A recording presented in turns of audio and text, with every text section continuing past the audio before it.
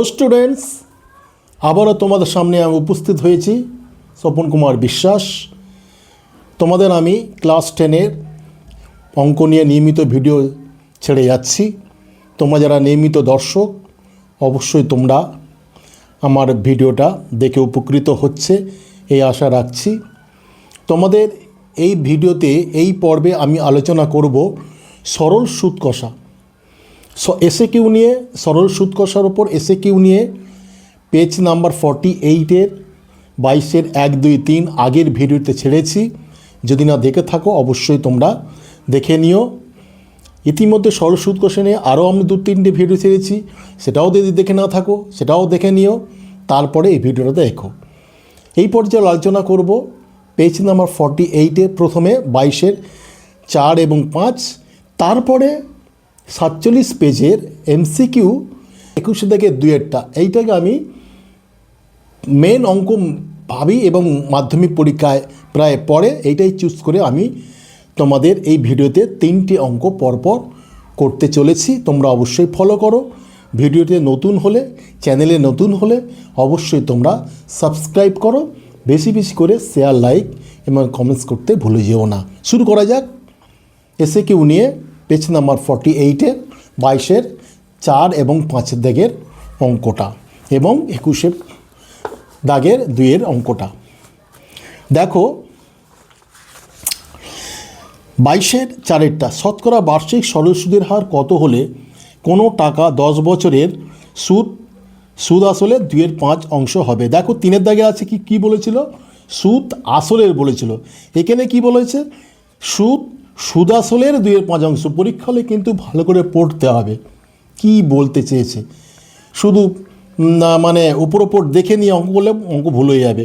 আগেরটা বলেছে সুদ আসলের কত, এখানে বলছে সুদ আসলের 2/5 অংশ। তাহলে সেইভাবে করতে হবে। তাহলে সুদ আসলটা জানলে আমি সুদটা জেনে যাব। তাহলে আগে আমার কাজটা কি, প্রথমে যে সুদ আসল কত জেনে নেব। তাহলে ধরি সুদ আসল সমান সমান আমি x টাকা ধরে নিচ্ছি। সুদ আসল সমান কত হচ্ছে x টাকা। তাহলে অতএব সুদ কত, অতএব সুদ সমান বলেছে, সুদটা কি বলেছে, সুদ আসলে 2/5 অংশ। তাহলে x গুণ 2/5, তার মানে হচ্ছে 2x/5। তাহলে সুদ আসল থেকে সূত্র বাদ দিলে কি পাবো, আসলটা পাবো। তাহলে অতএব আসল সমান x বিয়োগ 2x মাইনাস 5। তাহলে এখানে কত পাচ্ছি, 5x minus 2x divided by 5 সমান 3x/5। বোঝা গেল? সুদ আসল থেকে সূত্রটা বাদ দিলে আসল পাবো, এটাই স্বাভাবিক, তোমরা বুঝে গেছো। এইবারে একটা সূত্র আছে তোমাদের কমন সূত্র, যেটা হচ্ছে I = P/100। তোমার পরীক্ষায় লিখবে, আমরা জানি I = P/100, যেখানে I সমান ইন্টারেস্ট, P সমান প্রিন্সিপাল বা আসল, R সমান রেট বা সুদের হার, T সমান টাইম বা সময় ডিভাইডেড বাই 100। তাহলে এখানে মানটা ফেলে দেবো। তাহলে অতএব I কত পেয়েছি, 2x/5। ঠিক আছে, সমান আসল কত পেলাম, 3x/5 ইন্টু রেট কি, রেটটা আমার চেয়েছে, সুদের হার কত, রেটটা রেটের জায়গায় রাখবো, আর রাখবো ইন্টু টাইমটা কত বলেছে, টাইমটা 10 বছর, তার টাইমের জায়গায় 10, ব্যাস অঙ্ক হয়ে গেল, ডিভাইডেড বাই 100। তাহলে দেখো ওপরে x কেটে গেল, এটা কাটলে সুবিধা হয় তোমাদের, বোঝা গেল। আর এখানে 5 আর 2 10, তাহলে উপরে পাচ্ছে 6r। তাহলে এখানে ফেলে দিই, 2/5 সমান ওপরে কাছে 3 দুগুণে 6, 6r/100। ঠিক আছে, ক্রস গুণ করে দিই। তাহলে এখানে কত, 5 × 6r সমান 2 × 100। কেন এটা করলাম, কাটাকুটি সুবিধার জন্য গুণটা করলাম না।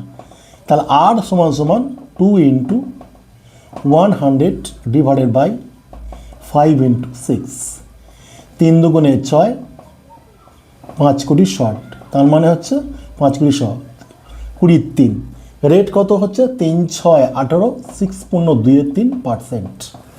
বোঝা গেল? ক্যালকুলেশনে ভুল হচ্ছে কিনা দেখো, যেহেতু পূর্ণ সংখ্যা আসেনি, ভগ্নাংশ এসছে, সেই জন্য তোমরা অঙ্কটা দেখে নেবে ঠিকঠাক আছে কি না।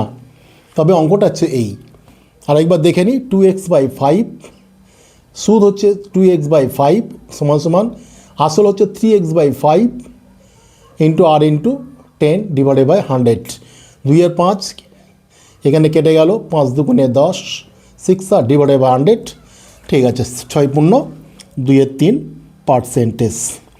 এবারে ভিয়ের দাগের অঙ্কটা দেখো, পাশে করছি। দেখো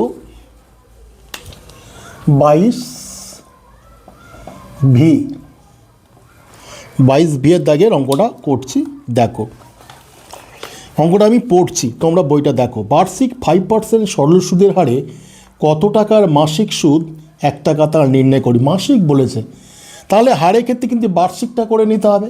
তাহলে 1 মাস সমান সমান কত হয়? 12 বছর। তাহলে 1 বছর সমান সমান, তাহলে 1 মাস যদি হয়, মাসটাকে যদি আমি বছরে নিয়ে যাই, তাহলে 1 এর 12 বছর হবে। তাহলে আগে লিখে নিতে হবে যে 1 মাস সমান সমান 1 এর 12 বছর। 1 মাস সমান সমান হচ্ছে 1 এর 12 বছর। এইবারে আমার এই সূত্রটা ফেলতে হবে। তাহলে আমার কি কি দিয়েছে?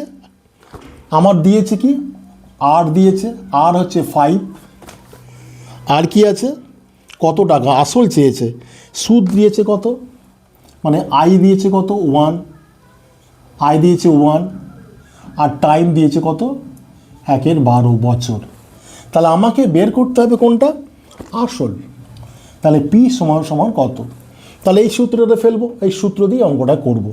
তাহলে অতএব আই কত, আই 1 বলেছে, 1 টাকা বলেছে, 1 পয়সা বললি তো 1 টাকা, তাহলে এক রেখলাম। পয়সা থাকলে পয়সায় কনভার্ট করতে হতো 100 দিয়ে ভাগ করে।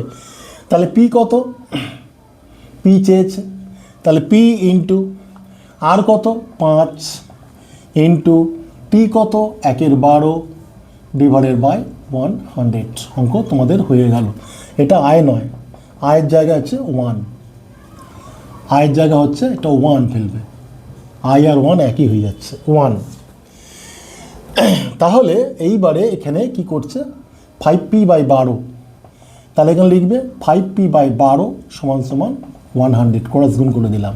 তাহলে p সমান সমান 100 গুণ 12 ডিভাইডেড বাই 5, তাহলে কত হচ্ছে 20। তাহলে 12 দুগুণে 24, 240। তাহলে আসল কত হচ্ছে, আসল হচ্ছে 240 টাকা। আসল কত হচ্ছে, আসল হচ্ছে 240 টাকা। বুঝে গেছো? তাহলে মাসটা থাকে 1 এর 12 বছর। এখানে যদি 1 টাকা না বলে 1 পয়সা বলতো, তাহলে 1 এর 100 টাকায় কনভার্ট করে অঙ্কটা তোমাকে করতে হতো। আশা করছি তোমরা বুঝে গেছো। 5p/12 সমান সমান 100, ক্যালকুলেশন তোমরা দেখে নেবে। পি সমান সমান 240 বেরিয়েছে, অর্থাৎ আসল সমান সমান কত বেরোলো 240 টাকা। এবারে 47 পেজে চলে এসো, 21-2 দাগে অঙ্কটা দেখো। 47 পেজের 21-2 দাগের অঙ্কটা দেখো। আমি এই অঙ্কটা সিলেক্ট করেছি এই কারণে, এই অঙ্কটা পরীক্ষা অনেকবার পড়েছে, ইম্পর্টেন্ট অঙ্ক। দেখো এখানে এমসিকিউ বলেছে, আমি এটা এমসিকিউ না এলে আমি অঙ্কটা মানে ডাইরেক্ট যেরকম অঙ্ক দেয় সেই অঙ্কে ফরম্যাটে এনেছি। যাই হোক না কেন, উত্তর বলেছি, উত্তর না বলেও একই উত্তর হবে। কোনো মূলধন একটি নির্দিষ্ট সরল সুদের হারে 20 বছরে দ্বিগুণ হয়, একই সরল সুদের হারে ওই মূলধন 3 গুণ হবে। তাহলে কোনো মূলধন জানি না, তাহলে ধরলাম, ধরি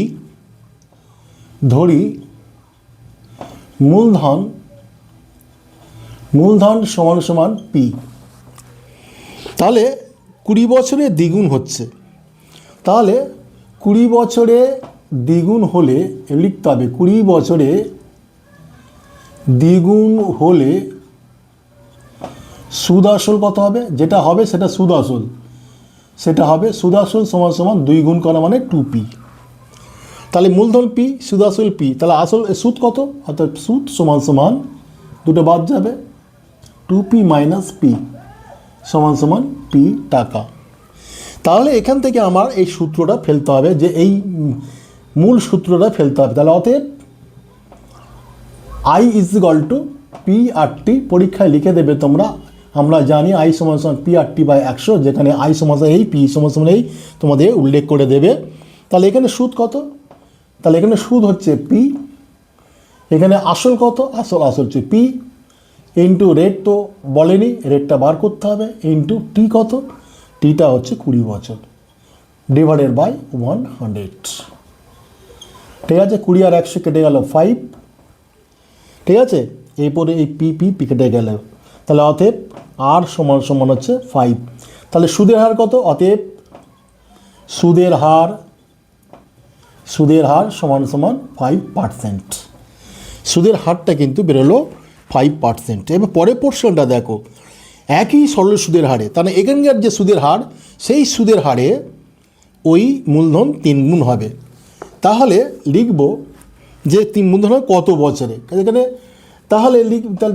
তাহলে কি লিখব, যে মূলধন 5% হারে 3 গুণ হলে এই অঙ্কটা এর সঙ্গে গোলাবে না, 3 গুণ হলে সুদ আসল কত হবে?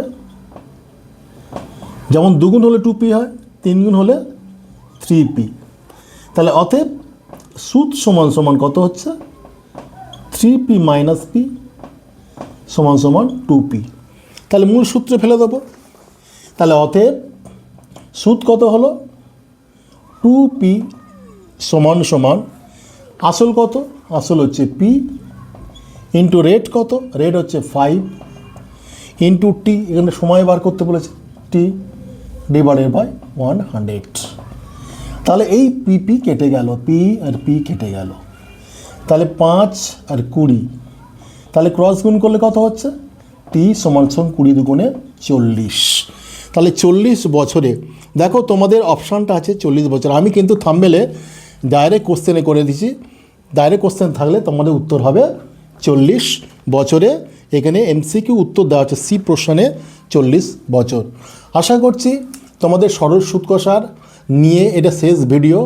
এর পরের ভিডিওতে অন্য আদার্স অঙ্ক নিয়ে সামনে আনবো। আপাতত সরকারি বইয়ের শেষ ভিডিও, এই শেষ অঙ্ক 3টে তোমরা অবশ্যই বুঝে গেছো। যদি কিছু বলার থাকে অবশ্যই কমেন্ট সেকশানে জানাবে, পরবর্তী ভিডিওতে সে নিয়ে আলোচনা চলবে।